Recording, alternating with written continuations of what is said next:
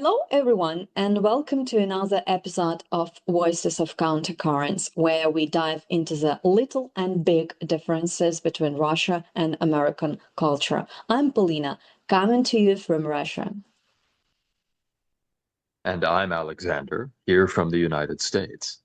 Today we're exploring a really universal question.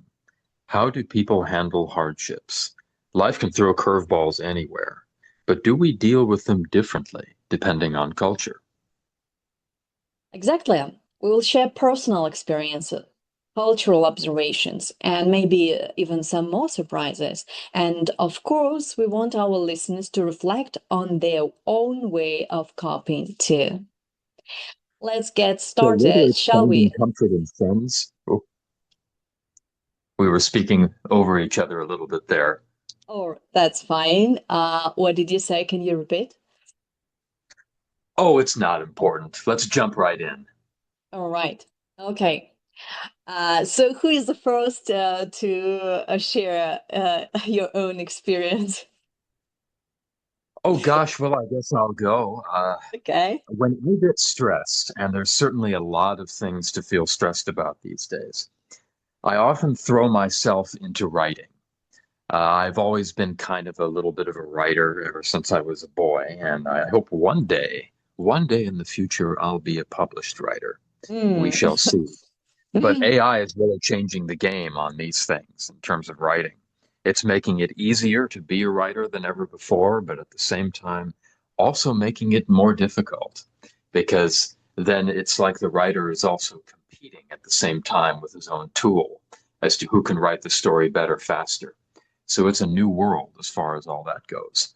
However, not to digress too far into these more technical aspects, I find it really helps me to de-stress when I'm facing circumstances that are very, I don't know, difficult, or I can't really solve a particular problem Mhm. that day.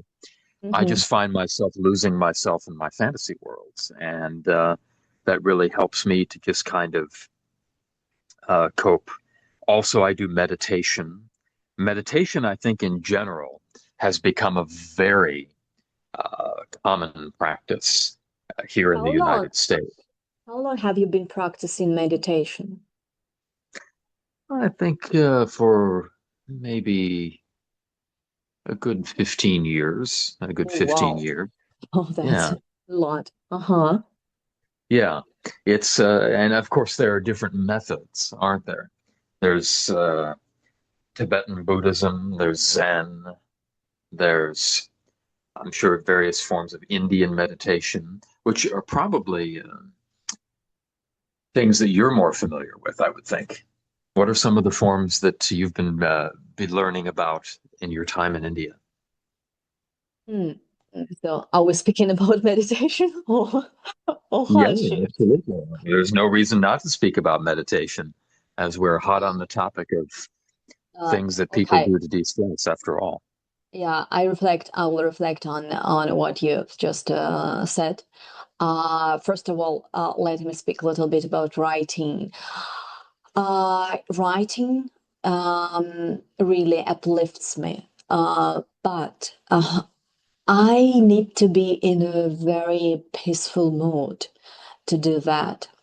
And when I'm overloaded, when I'm stressed, I'm kind of um, I'm kind of squeezed in some kind of unhealthy patterns. So usually what happens when I'm stressed, I just open some kind of, for example, Instagram, and this reels goes one by one. I mean, this is like if this is the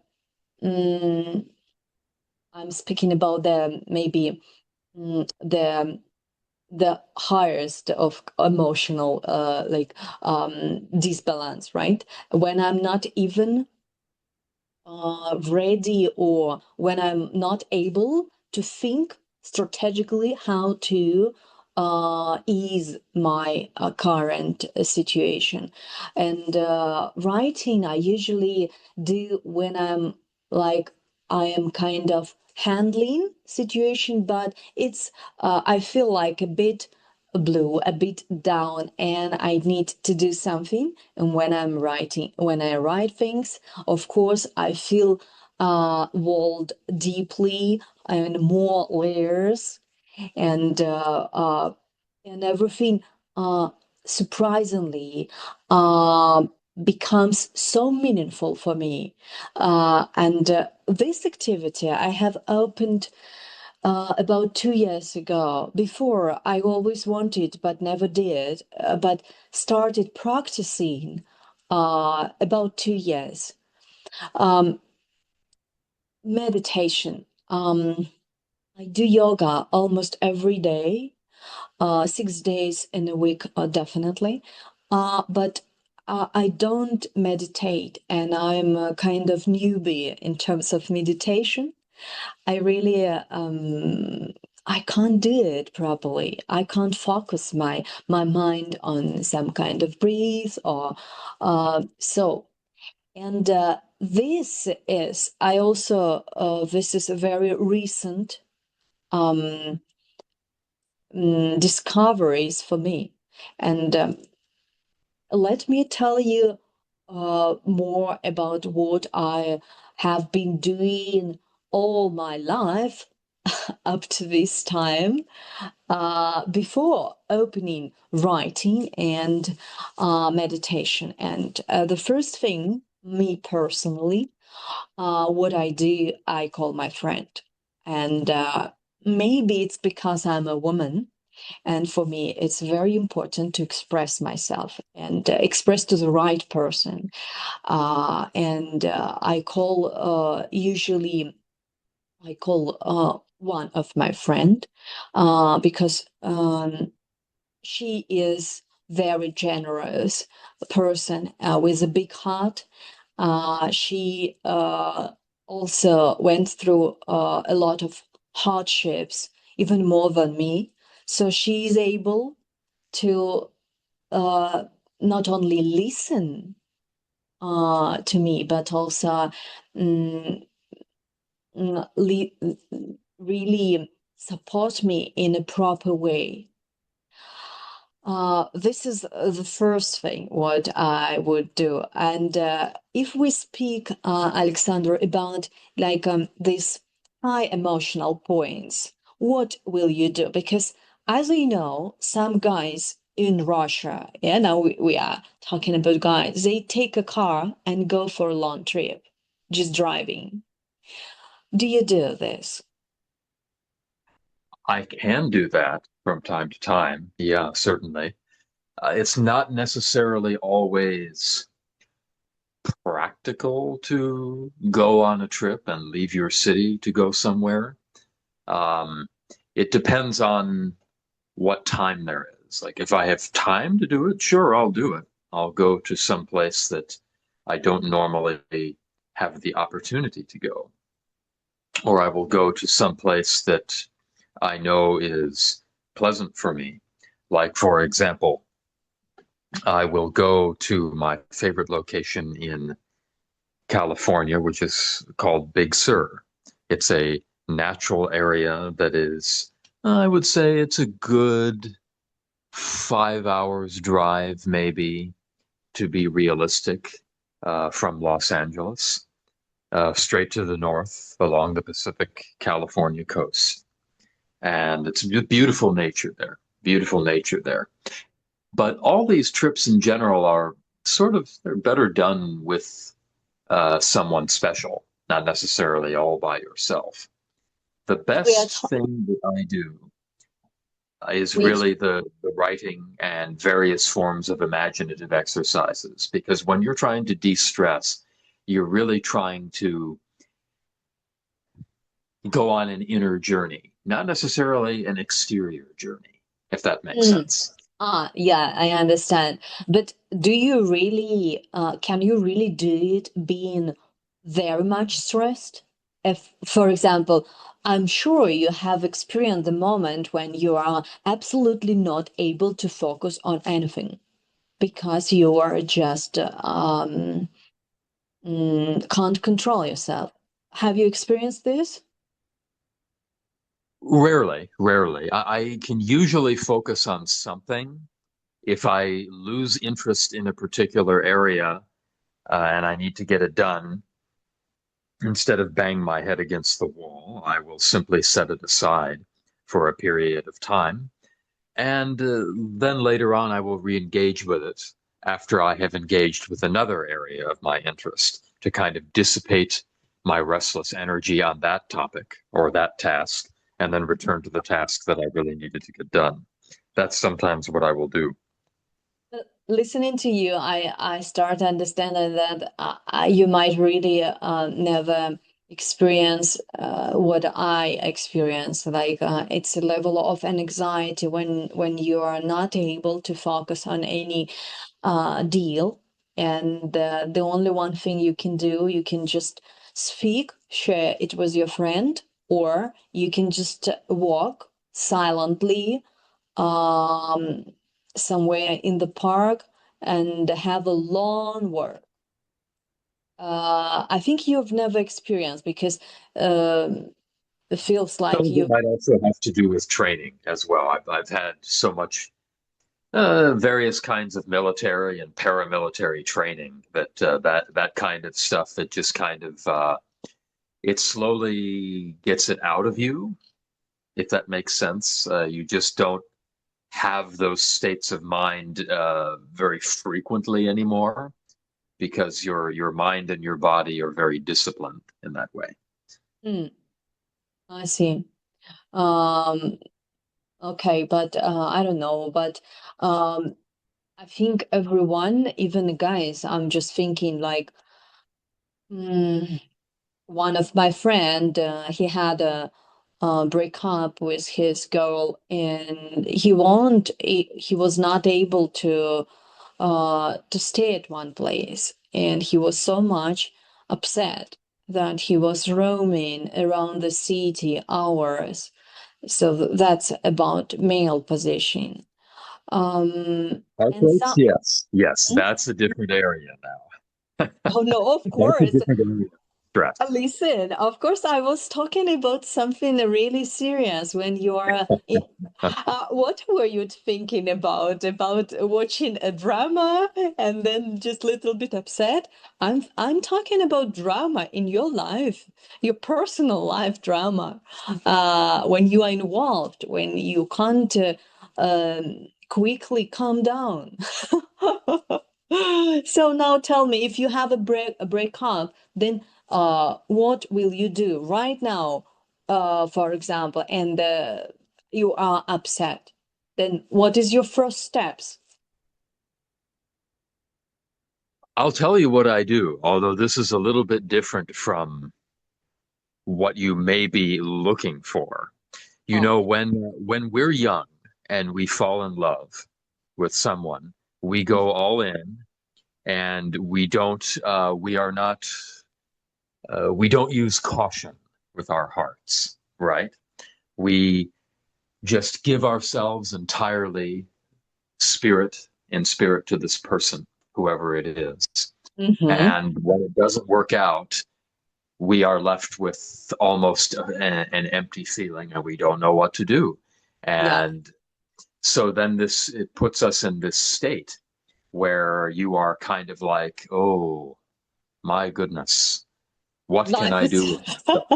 life And has come to the end. Uh-huh. yes, yes. And so I find myself in that position less and less now because as I've gotten a little bit older, I no longer invest myself in people so much where I may become totally lost without them until I know that they are absolutely serious with me and it's leading to marriage or something like that. Mm-hmm. So I have not experienced this in some time simply because I do not any longer go all in just because I like someone. So that when if it doesn't work out or they move to another city or whatever it happens to be, I end up feeling bad for maybe a day or two, but not as bad as before because I did not go all in with this person yet. And so Mm. therefore I'm able to manage my emotions more effectively. But that's something that each of us does with age a little bit. You know, Oh, where I where wouldn't you are say so. where you are at 20, as they say, is not the same place you are at 30 or 40 or 50. Not that I've reached any of those older ages yet. I'm actually probably still quite a young guy, maybe younger than our audience is thinking. But still, with experience, you learn to do this more with yourself. And that's a way of managing stress as well when it comes to major personal events, Mm, is to right. not allow yourself to be taken away with the wind without reason. Yeah, no, that's I totally agree with you, of course. I mean, the way is not to give from the beginning, to not to lose yourself, not to set your like a kind of boundaries, and not to lose yourself completely into this relationship.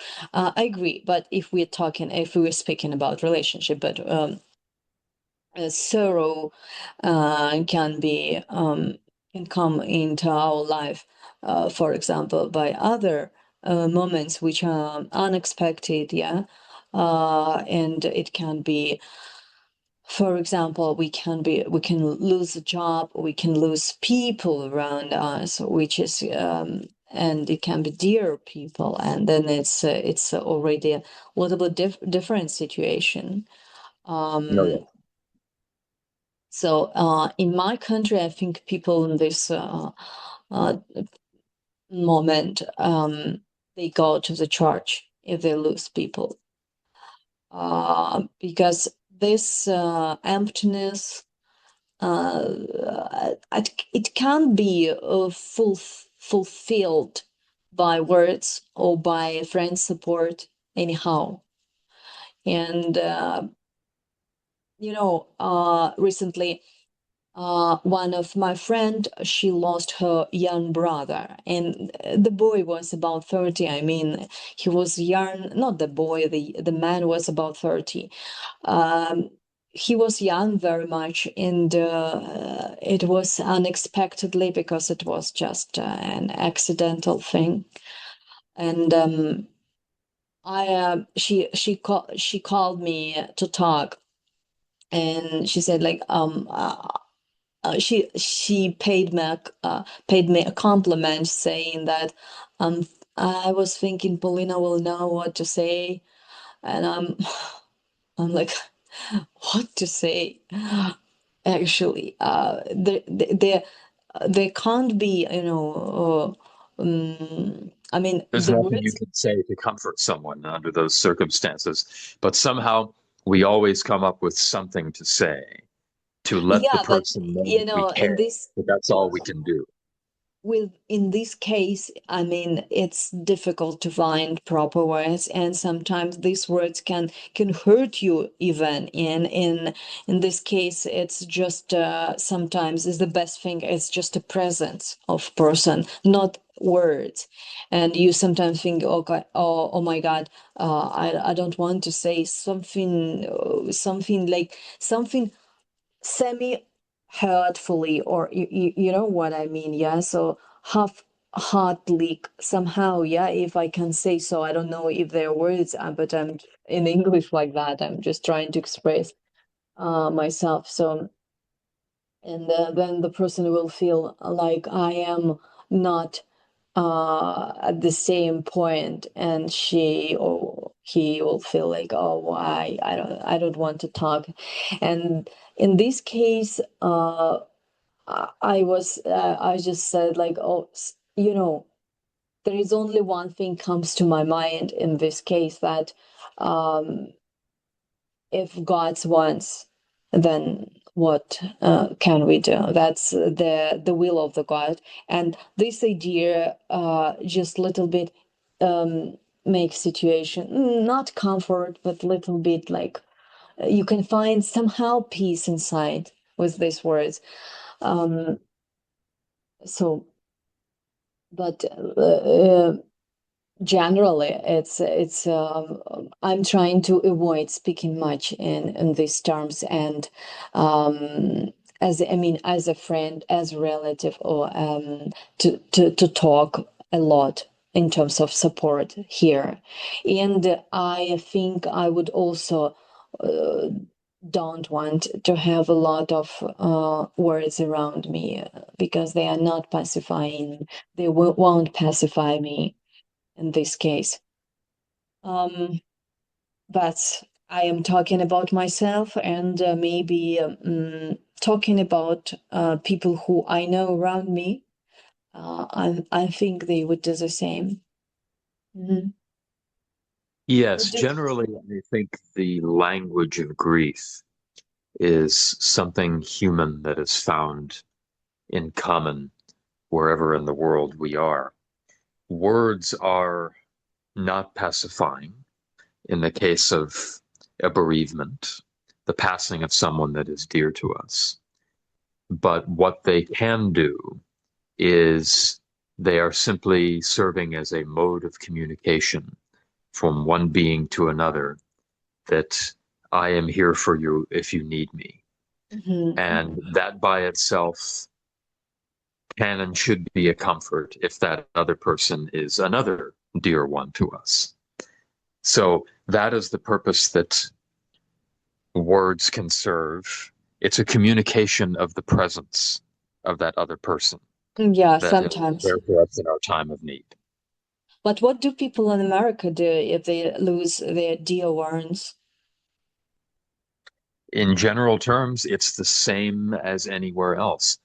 People have a funeral, they have a memorial service, usually where people from all walks of that particular person's life gather, Mhm. who knew them. They can be, you can actually meet, amusingly enough, in a dark way. You can meet a lot of people at a memorial service Like here in the native. the same You like can wedding. Uh-huh. almost, yeah, you can meet people that knew the person in college. You can meet the kids, the children of various people. Yeah, and it can be interesting, not joyful. It's not a joyful occasion, but it can be interesting to see all the people that you never met before and all the different people of different ages that this person impacted very much during their time on this earth. And I imagine they have something very similar in Russia. No, of course, yes. But then how do they handle this after memorial service? That's a question. Yeah, yeah. After memorial service, the grieving process, I think, once again, is simply a human process that is common to us all as people. We try to move on with our lives as best as we can. And year by year or month by month, depending on how close we were to that particular person, it settles. Actually, I know someone who just went to a funeral the other week. And she was, uh, I don't think, well acquainted with the person. It was her friend's mother, but it was nevertheless still a very sad occasion. And so she was feeling very, very sad for many days. But of course, it was not her mother, so it was not personally devastating to the same degree because she did not know the lady. But still, she felt terrible for her friend, of course. I think it varies. It varies based on the person's relationship to ourselves and our own personal temperament and personality characteristics. Uh, Definitely, of course. Some people go and some people drink. And I also, I remember I used to try this and before, but it helps only. I never imagined you as a drinker. No, when I was younger and I was upset, I tried it several times when I'm like absolutely what is it? Despondent. Yeah. Yeah, I drank.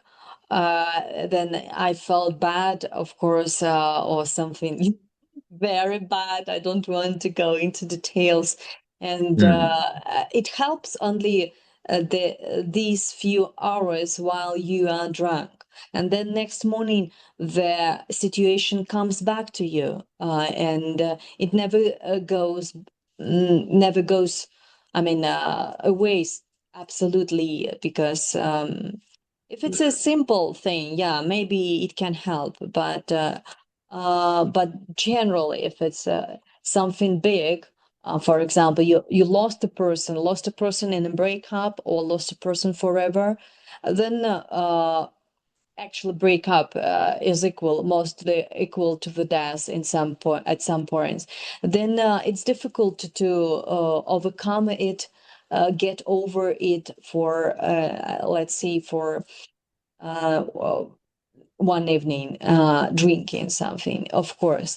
But some people do, I know, and of course, Russia is famous for vodka, and a lot of people still think maybe that a lot of people drink. Yes, but they do it, I think, not because of losing something or hardships. They do it because they're weak. They don't want to struggle for their life, for the best life. And I think it can happen everywhere. It's the same story in India. Um, I'm observing. Um, What type of indigenous do you know? I'm just curious off the top of my head. What kind of indigenous alcohol industry they have in India? Now, obviously, it would probably be less common with Muslims, but perhaps Hindus have some libations that they consume on ceremonial occasions. And of course, I just like with think. any culture in the world, bad habits can be formed. And the United States has plenty of alcoholic people in it, and plenty of non alcoholic people in it. But alcohol is definitely a way where people try to handle their grief, not by being drunk all of the time, but by having drinking to a certain point where your mind has like a buzz. In English, it's called a buzz, where you're at this certain level of stimulation by the alcohol, and it keeps you above your bad feeling, but it doesn't keep you from focusing. Mm. That's what most alcoholics do, as I understand it. See, we talked about India, and I think in India, a lot of people also, besides drinking, they smoke marijuana, and that's another point. But joints are quite more expensive for people who don't have money. It's better to drink some local, for example, cashew. Yeah, they take take the nut, and the fruit is used for making local, like spirit, and they drink this, which is easy and cheap, to cheap and easy to find. Um, but I think the despair there in Russia and in India, I think different. And that's, of course, I think a separate question. I mean, separate, we can do a separate episode about it, about how people, what do people do in Episode India? on despair. Mm? An episode on despair. Yeah. So I want to ask you, do you have any proverbs in American English, which people use when they talk about hardships? For example, Ooh, we have. one like the bad things never come alone, something like that. Беда не приходит одна, for example. Um, I'm just trying to remember some of them. Mm, Yes, I know I'm terrible with proverbs. Uh, I think I had a kind of an unusual childhood where I didn't learn a lot of these cultural commonalities because I was always moving from place to place. So I had rather a different experience of absorbing as many cultures. Uh, no, they are also universal at some points. So if I say, for some of example, them, we have a proverb, right? Like everything what is happening is for the best. Do you have something like that? I think you have, right? we do, yeah, we have a few of them, but my memory for them honestly is terrible. Uh, if they're so common that you don't even recognize them as such until you find a reason to use it in your mind, and then you're like, oh yeah, that statement was it's like a cultural commonality, but you don't think of it as that because it's just integrated into your conversational DNA, so to speak. Right, right, right. I understand. Oh, and we also have. In Mhm. Russia, the church is a very still a very important way that people use to not just attend it on high holidays and on occasions such as funerals, but as a way to sort of cope with the struggles themselves. I think that the church has gained a more prominent role in recent years in this regard in Russia. It certainly has in the United States, where in general, I would say that the growth of the church has actually increased in the last few years. So do people go to the church when they lose someone? Not just when they lose someone, but when they need to deal with difficulties, when they need to have some emotional solace in general. Do they rely on what they feel the church gives them? Mm-hmm. Definitely here, I already told one time that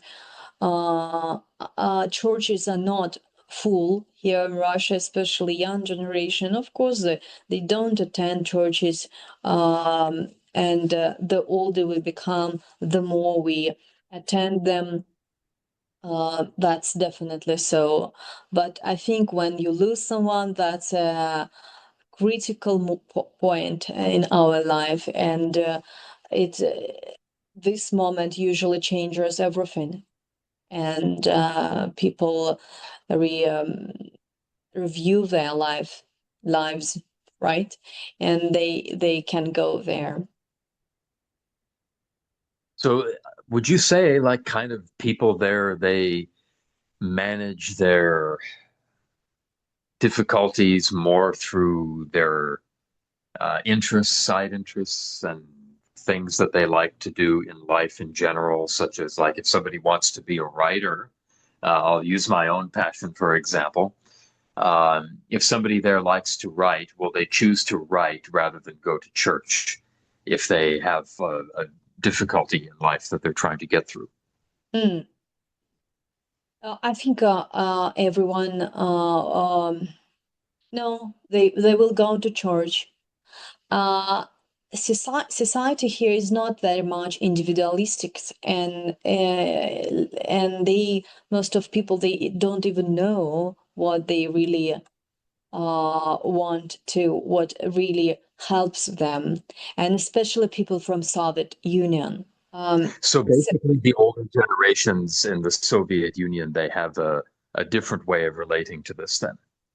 definitely, and that's all psychologists. I mean, modern psychologists of this time, they speak about differences that people from Soviet Union, post-Soviet Union time, they were taught to endure the situation, to go through it, whatever it is. And new generation. made in a different way, brought up in a different way already. And that's definitely the difference. And they are not ready. At some point it's good, at some point it's bad, because new generation is not ready to struggle, to really go through hardships. And that's and they what they do, they end up taking some kind of pills to help them to go through it. Hmm. Yes. Yeah, definitely there is a common theme there. In general, I think that people here have grown up in an era, I should Mhm. say, where their parents looked after them too much, and therefore they are not so able to struggle to get the things that they want in life or get to the place that they need to be in life as Yeah, effectively. And right. by so happening, definitely I can say that's a common theme where the prescriptions of various antidepressant medications, for example, have skyrocketed for older adults as well because it's become a cultural theme, but definitely Absolutely. even for younger people who supposedly they should not need such things, right? They're young people, they have no problems yet. Well, actually, they do. They have a lot of problems. Absolutely. We recently, we just like today, no, yesterday, we had a conversation with my cousin. She works at hospital as a nurse, and she said, "All right, yeah, like today morning, the boy coming, and he has problem. He has problem like his gums are bleeding." And it turned out that he is taking antidepressants for a long time, for more than a half a year. And doctor says, like, would you consider quitting them? He says, no, I can't live without them. And like, and we were just like, what? And my cousin says, like, what is it? What kind of problem? He is only 20. What kind of problem he has to take these pills? And he is suffering. He has gums bleeding already, like consequences of these pills, and he's still not ready to to stop taking it. But so here in Russia, we have the same. Yeah. Whenever something happens, it is prescribed already everywhere. But what it brings with it, uh, I don't want even to discuss. We are not having here medical episode. Yes. Yeah, medical treat. Everyone knows. Yeah, These things do have side effects, and the side effects can be quite severe. I've never taken any of these medications, and I don't intend to for those reasons, because I don't want to form a psychological dependency on any of them, or I just don't want to walk that path. I just don't want to walk that path. And I don't need it. You know, my life is good enough. Even when I have my ups and downs, I can still manage them. I'm sure you're probably in agreement with me on this position. absolutely, absolutely. But do you have anyone around you who is taking it or took it recently or had experience with it? Actually, last night I was spending time with someone who has a friend that is on antidepressants, and it's interesting that you should mention that. They are insomniac, I believe was the phrase that was used, and they have a very, very deep depression. And whatever pills it is that they're taking, it's not my business. It makes their mood like unnaturally happy, and it's kind of crazy to look at in a way. But I do know a few people who have been through these regimens. I can't say, however, that it's something that is commonly admitted to all of the time, just occasionally. So usually people will keep these kinds of things to themselves. They will not um, openly admit to too many of these things because nobody wants to be looked at as being like a kind of defective person, if that Mm-hmm. makes sense. So and the more categories that they keep coming up with more categories all of the time for different people, whether it's autism, whether it's you have an antidepressant Mm-hmm. uh, need, you have restless leg syndrome.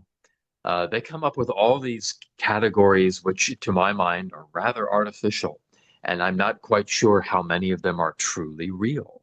I think a lot of it is just the medical industry coming up with new terms to fuel the The spending hot. on pharmaceutical drug development. But that's a whole other conversation that I won't go down at this Yeah, particular time. I think But absolutely. the general if we have if we going to have a conclusion of it, like that people mostly they don't know how to handle their hardships, even here and there. It's the same story. They don't know how to handle it in a healthy way. And And that is then why they are hardships, because we are learning as we go through them how to handle them.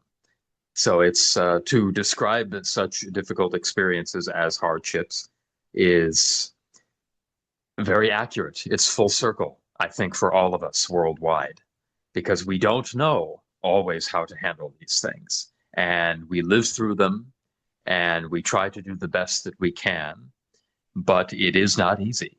Absolutely. but sometimes you don't know when it first happens. You're not ready. Everything happens for the first time for every person on this planet, right? But then when it happens the second time, then uh, you have to at least try to find the solution, yeah, better than antidepressants or something, yeah. But most people, what they are lazy, or the I don't know what is it called, and how to describe it, but they are not um, mm, they don't aspire to find something better remedy for them, right? Mhm. That's the issue, I think, the biggest issue here. Don't you agree The with me? deep remedy of all these things ultimately lies within ourselves and not with a pharmaceutical pill that we might take, because we will always have these hardships and these very difficult experiences that we go through in life. And whether we handle them or not, it's really up to us at the end of the day. It's not up to the external circumstances to suit our mood and make things easy for us. I wish that it was, but unfortunately, it is not so. Yeah, right. Yes, right.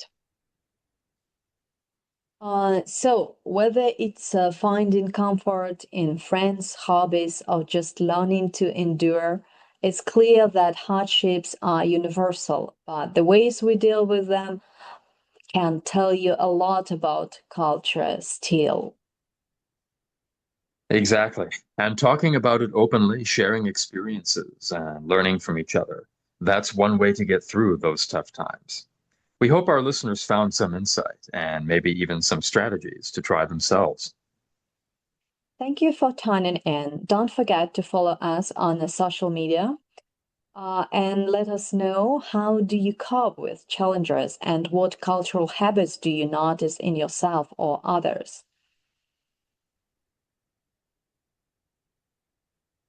And we will see you next time with more cultural conversations. До встречи До в следующем, свидания. до встречи в следующем выпуске. Can you say до свидания one more time?